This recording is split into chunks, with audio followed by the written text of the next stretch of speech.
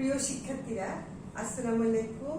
আমি রাবিয়া সিদ্দিকা, ব্যবস্থাপনা বিভাগ, 2020-21 শিক্ষাবর্ষের একাদশ উচ্চ মাধ্যমিক শ্রেণীর ছাত্রী। আজকের এই ক্লাসে স্বাগত জানিয়ে আমি ক্লাস শুরু করছি। আশা করি তোমরা ভালো আছো। আমরা লাস্ট ক্লাসে পড়া শুরু করেছিলাম। আমাদের পড়া কি ছিল? একেবারে শেষ চ্যাপ্টার, ব্যবসায়ের নৈতিকতা ও সামাজিক দায়বদ্ধতা। আমরা ক্লাসে পড়েছিলাম নৈতিকতা কি, এর গুরুত্ব কি। আশা করি মনে আছে।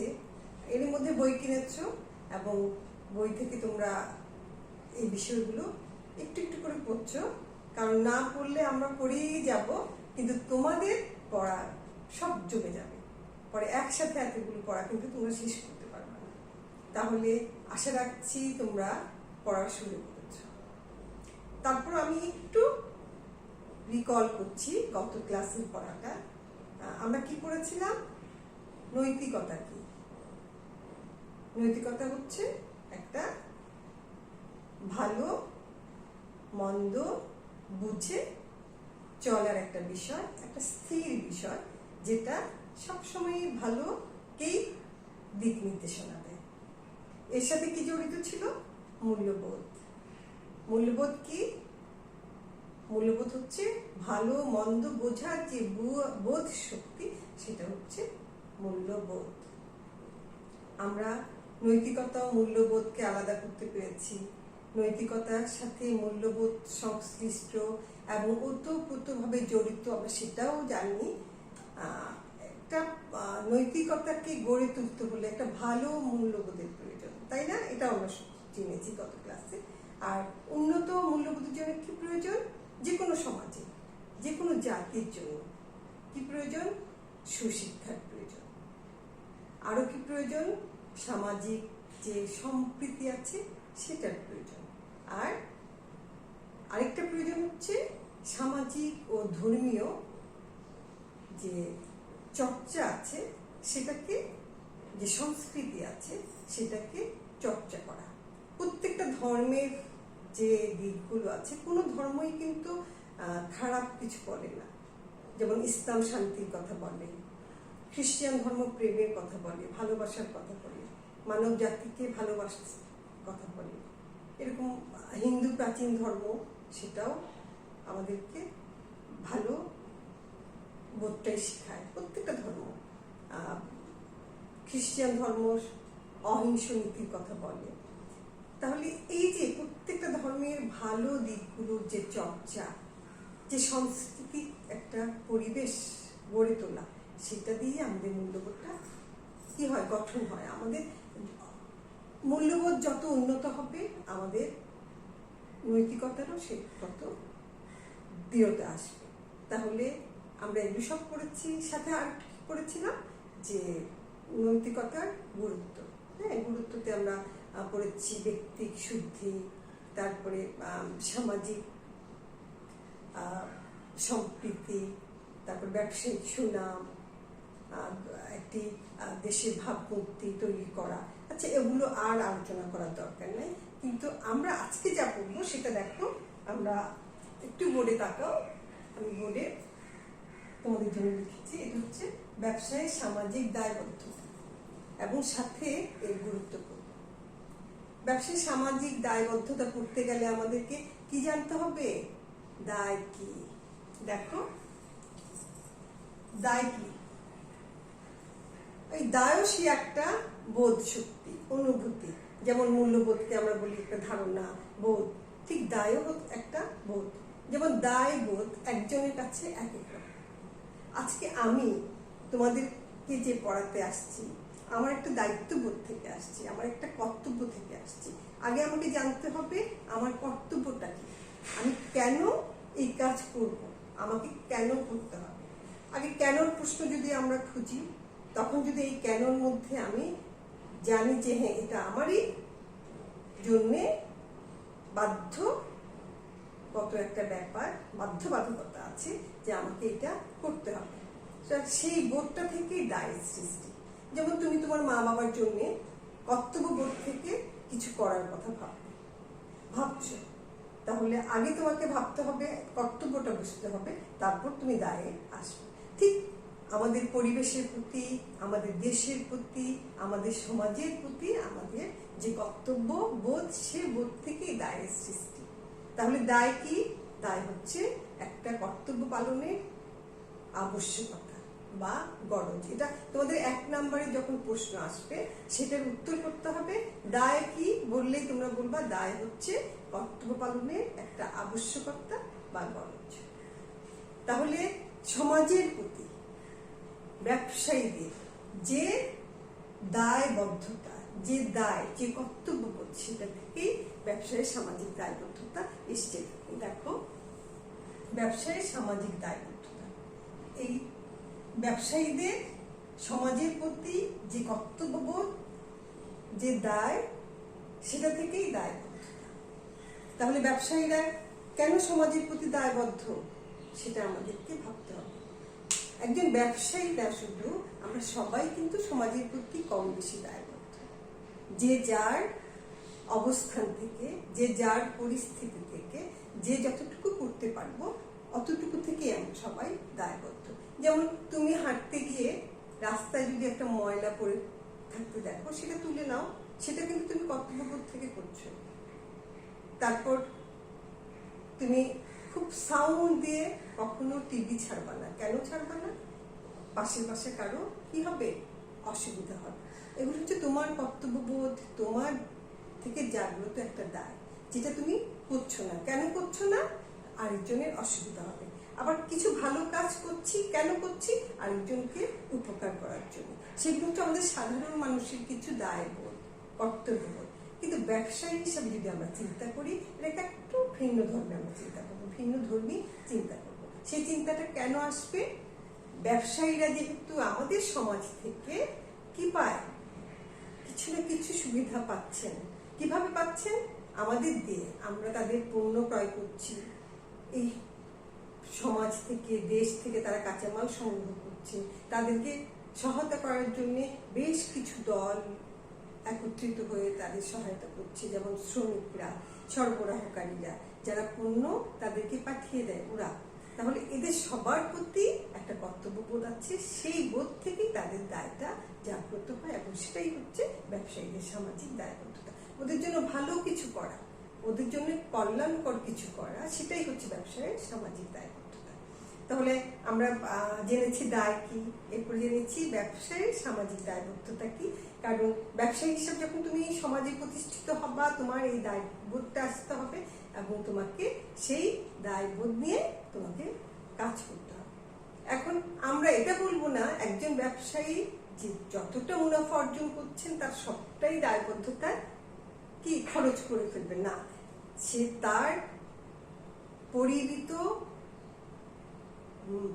বোধ অনুযায়ী, তার পরিমিত মান অনুযায়ী সে সমাজের জন্য কিছু করবে। যত বড় ব্যবসায়ী তত বড় কিছু করবেন, যত ছোট ব্যবসায়ী তারা যতটুকু পারে ততটুকু করবে। সেটাই হচ্ছে ব্যবসার সামাজিক দায়বদ্ধতা। এখন সামাজিক দায়বদ্ধতার সাথে আমরা দেখব যে সরকার কি করছে ব্যবসায়ীদের জন্য, কিছু না কিছু করছে না, এবং সরকারি সেই সুযোগ সুবিধাগুলো ভোগ করেই ব্যবসায়ীরা সমাজে ব্যবসা করে যাচ্ছে, মুনাফা অর্জন করে যাচ্ছে। তাহলে একদম উচ্চ পর্যায়ে এক দেশে যে শাসনকর্তা আছেন তিনি থেকে শুরু করে সেই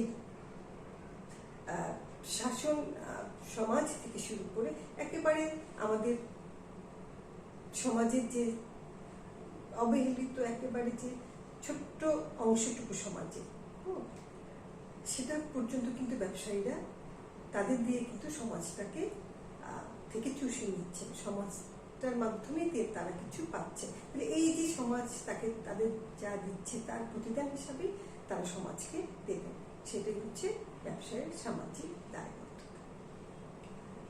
আর আমরা এই দায়বদ্ধতাকে নিয়ে যা করলাম, বেশ কিছু উদাহরণ আছে। যেমন সেই উদাহরণগুলো একজনের কাছে একরকম আসতে পারে। যেমন একজন ব্যবসায়ী হয়তো এই কাজটাকে সমাজের জন্য করলে মনে করে তার দায়বদ্ধতা পূরণ হয়ে গেল, আবার আরেকজন মনে করছে না এভাবে করলে আমার দায়বদ্ধতাটা পূরণ হবে। এটা ওদের একটা ব্যক্তিগত ব্যাপার, একটা পারসেপশনের ব্যাপার। পারসেপশন তো আমরা জানি প্রত্যক্ষণ, প্রত্যক্ষণ হচ্ছে একই বিষয়ের প্রতি এক একজনের ভাবনা ধারণা একরকম হতে পারে। যেমন আমরা আমাদের সিক্স সেন্স যেটা আছে, সেই সেন্স দ্বারা বিভিন্ন কিছু বুঝছি, জানছি, এবং সেটা যখন আমরা আমাদের ব্রেইনে পাঠাচ্ছি তখন ব্রেন একজনকে এক ধরনের একটা ধারণা দিচ্ছে, কিন্তু সব পজিটিভ ধারণা। তা এই পারসেপশন থেকে ব্যবসায়ীদের ধারণাগুলো ভিন্ন হয়। যেমন কে কিভাবে সমাজের জন্য করবে তারা সেটা অনুমান করেন, বোধ নিয়ে বোঝেন এবং সেভাবেই করেন। আচ্ছা, এই গেল, আমি অনেক বেশি কথা বললাম তোমাদের সাথে এই দায় নিয়ে। কারণ আমরা হয়তো ভাববো যে সব ব্যবসায়ী তো একরকম করছেন না, তাহলে দায়বদ্ধতা কি পূরণ করা হলো? হ্যাঁ, হবে। যে যেভাবে করছেন, যেভাবে ভালো বুঝবেন সেভাবে, কিন্তু সবগুলি একটা উন্নয়ন অনুকূল একটা পরিবেশে থাকতে হবে, উন্নয়ন অনুকূল একটা সংস্কৃতিতে থাকতে হবে। আমি মাঝে মাঝে তোমাদেরকে উদাহরণ দিই, যেমন এর আগে একটা উদাহরণ দিয়েছিলাম আমাদের কোরিয়ার। এখন এখন একটা ছোট্ট একটা উদাহরণ দিই, যেমন উন্নয়ন অনুকূল পরিবেশ বা সংস্কৃতিটা কি। আমরা যারা হাঁটতে যাই, হাঁটছি, হয়তো হেঁটে হেঁটে রাস্তা পার হচ্ছি, হ্যাঁ, আরেকজনের সাথে কি হয়তো গায়ে ধাক্কা লাগলো, হ্যাঁ, আমরা সরি বললাম, বা আমরাওয়ালা আমরা বিক্রি করছি, সে তার আমরার যে কাটা অংশগুলো, বর্জ্যগুলো রাস্তা ছড়িয়ে ছিটিয়ে ফেলছে, হ্যাঁ, সেটা কি আমরা অনুকূল ভাববো? নিশ্চয়ই। সেটা একটা প্রতিকূল একটা পরিবেশ সৃষ্টি করছে সে ওই জায়গাটা। তাহলে এই আমরাওয়ালা একটা সমাজের ব্যবসায়ী, তিনি আমাদেরকে কি দিচ্ছেন? পয়সার বিনিময়ে আমরা বিক্রি করছেন, কিন্তু সমাজে যদি উনি ছড়িয়ে ছিটিয়ে ময়লাগুলি ফেলেন, এটা কিন্তু কখনো তার জন্য বা আমাদের সমাজের জন্য উন্নয়ন অনুকূল পরিবেশ নয়। তাহলে একজন মানুষের বোধ হিসাবে তুমি কারোর সাথে যদি একটা ধাক্কা লাগে সরি বলবে, সেটা আমি ব্যবসায়ী না, আমি সাধারণ মানুষ হিসেবে এই উন্নয়ন অনুকূল পরিবেশটাকে আমি গ্রহণ করছি। আর আমরাওয়ালা, ছোট্ট একজন আমরাওয়ালা, সে আমরার খোসাগুলো চারদিকে ফেলে কি করবেন না, সেখানে আমরা বিক্রি করবেন না, কিন্তু আলগুলোকে গুছিয়ে সুন্দর করে পরিচ্ছন্নভাবে করবেন। এই দুটো হচ্ছে সাধারণ মানুষ এবং একজন ব্যবসায়ীর মধ্যে পার্থক্য, ভাবনার মধ্যে পার্থক্য। আর যত বড় ব্যবসায়ী, ওরা সমাজের জন্য আরো বেশি কিছু করবেন, আমরা হয়তো সমাজের জন্য আর খুব বেশি কিছু করার তার কি নাই, উপায় নাই। সে প্রতিদিন যা আয় করছে, যা উপার্জন করছে, হয়তো 200 টাকা, সেই 200 টাকা দিয়ে সে তার পেটের খোরাক দিচ্ছে, কিন্তু এর চাইতে বেশি সে হয়তো করতে পারে না। কিন্তু তার চারপাশটা, পরিবেশটাকে পরিচ্ছন্ন রেখে আমাদের সমাজের প্রতি সে কিছুটা দায়িত্ব পালন করছে, সামাজিক দায়িত্ব। আর যদি এর পাশাপাশি অনেক বড় একজন ব্যবসায়ীর কথা চিন্তা করি, তখন আমরা বলতে পারি তারা সমাজের জন্য কি করতে পারে? রাস্তা তৈরি করতে পারে, তারপর সমাজের জন্য একটা বড় একটা ক্লাব তৈরি করে দিতে পারে, কোনো প্রতিযোগিতার আয়োজন করে দিতে পারে, সেগুলো তার সামাজিক দায়বদ্ধতা। তাহলে আমরা নিশ্চয়ই বুঝতে পারছি সামাজিক দায়বদ্ধতা কি এবং মানুষ ভেদে, প্রতিষ্ঠান ভেদে তার কি পার্থক্য হতে পারে। তাহলে চলো আমরা এখন সামাজিক দায়বদ্ধতার গুরুত্বটা নিয়ে একটু আলোচনা করি। গুরুত্ব কি, কেন এটা আমাদের সমাজে প্রয়োজন? এই যে এতক্ষণ আমি যে কথাগুলো বলেছি, আশা রাখছি সে কথাগুলো থেকে তোমরা পার্থক্যটা বুঝতে পারছো, যে প্রতিষ্ঠান ভেদে সামাজিক দায়বদ্ধতা কার কতটুকু হতে পারে সে পার্থক্যটা আমরা বুঝেছি। এরপর যেটা আসছে যে দায়বদ্ধতা কি, সেটা আমরা বুঝেছি। এখন আমরা যাব সমাজের জন্য এটা প্রয়োজন কেন। আমি 3টা কি 4টা পয়েন্টে সেটা আলোচনা করছি, তোমরা একটু দেখো।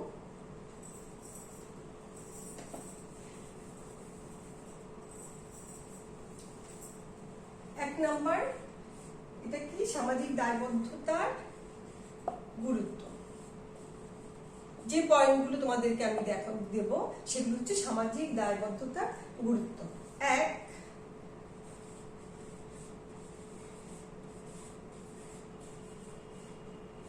সামাজিক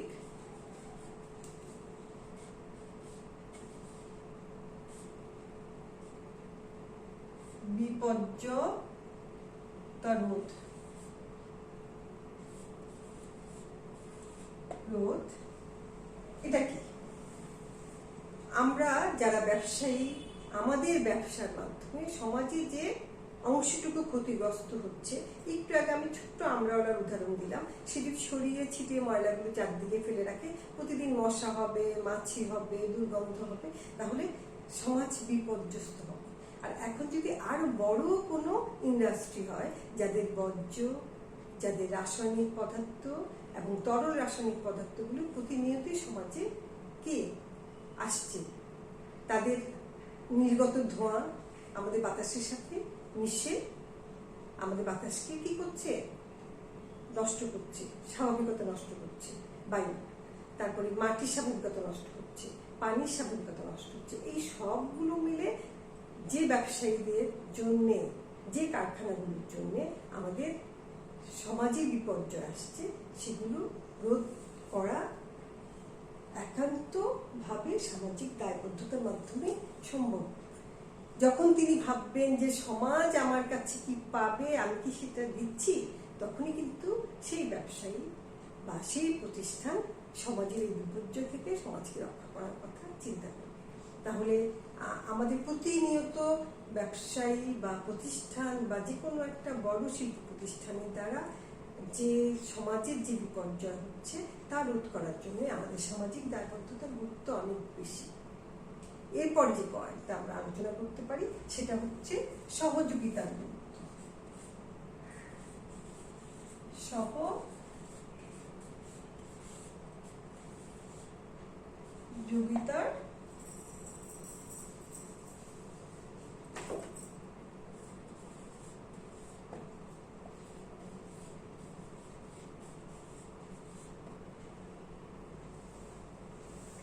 সহযোগিতা সম্প্রীতি বাড়ায়, আমরা সবাই জানি।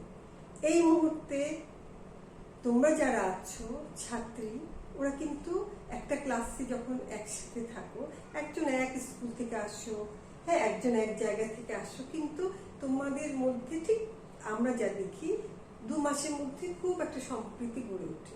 কেন? সহযোগিতা। পাশে যিনি বসছেন তোমার পাশে প্রতিদিন, তুমি তাকে সহযোগিতা করছো, সে আসার সাথে সাথে তাকে জায়গা করে দিচ্ছ, তার ব্যাগটা রাখার জন্য একটু জায়গা দিচ্ছ, এগুলো হচ্ছে সহযোগিতার হাত বাড়িয়ে দেওয়া। ঠিক তেমনি আমাদের সমাজে যখন ব্যবসায়ীরা সহযোগিতার হাত বাড়িয়ে দেবে, একজন ব্যবসায়ী অন্য ব্যবসায়ীকে সহযোগিতার চোখে দেখবে, তার প্রতিযোগী যারা আছেন তাদেরকে কি অনুকূল চোখে দেখবে, এবং আমরা যারা ক্রেতা থাকবো, ভোক্তা থাকবো, এবং তাদেরকে সাহায্যকারী আরো কিছু সহযোগিতামূলক প্রতিষ্ঠানগুলো যেগুলো আছে, এদেরকে যখন সহযোগিতার হাত বাড়িয়ে দেবে, যখন ভাববে না ওরা সবাই আমার প্রতিযোগী না, ওরা সবাই আমার শত্রু না, মিত্র, আমি ব্যবসা করছি তাদের দিয়ে, আমার ক্রেতারা আমার কাছ থেকে পণ্য নেবেন, আমি লাভবান হব, আমার শ্রমিকরা আমার জন্য কাজ করবেন, আমি পণ্য তৈরি করে একেবারে শেষ ফিনিশ গুডে নিয়ে আমি বাজারে বিক্রি করতে পারি। তারপরে আমাকে যারা কাঁচামাল দিচ্ছেন, সেই সরবরাহকারীরা কাঁচামাল না দিলে আমি কাঁচামাল পাবো না। এই ভাবনাগুলো থেকেই কি করতে পারে? এই সহযোগিতা আসতে পারে। এবং সমাজে যখন আমাদের সহযোগিতার গুরুত্ব আসে, তখন কি সাথে সাথে আমাদের কি হয়? উন্নয়ন হয়, সহযোগিতার উন্নয়ন হয়।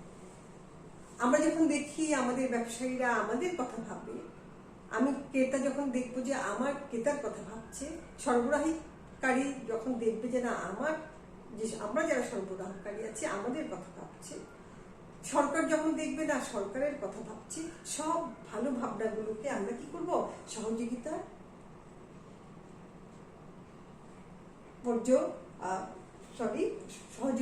আমরা যদি নিয়ে আসি, তখনই আমরা এই সহযোগিতার সমাজে উন্নয়ন দেখতে পাবো, সম্প্রীতি দেখতে পাবো, একে অপরের দিকে হাত বাড়িয়ে দেওয়াটা অনেক বেশি তৈরি হয়ে যাবে। তাহলে এই সহযোগিতার উন্নয়নের সাথে এর পরে যে পয়েন্টটা আমরা আলোচনা করতে পারি সেটা হচ্ছে ব্যবসায় সুনাম বৃদ্ধি। ব্যবসায়ে